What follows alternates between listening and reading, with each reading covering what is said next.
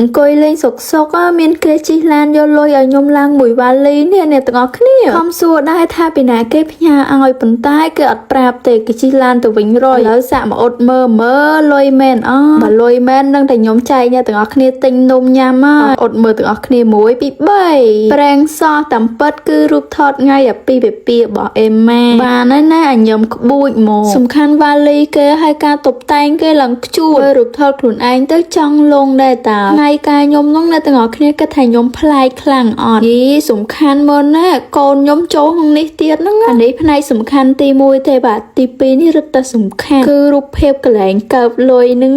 នេះកាន់លុយឡើងធ្ងន់ចង់ដាំដងមកមុខត្រឹមតែប៉ុណ្្នឹងឯងគេមានរូបខ្ជួតមួយស្លឹកដែរតានិយាយទៅថ្ងៃការខ្ញុំហ្នឹងទាំងម៉ូដសក់ទាំងសម្លៀកបំពាក់ទាំងការ make up គឺខ្ញុំស្រឡាញ់គ្រប់ឈុតគ្រប់ម៉ូដទាំងអស់បើរូបថតវិញហើយរឹតតែស្រឡាញ់គឺថតបានស្អាតខ្លាំងណាស់អ្នកទាំងអស់គ្នា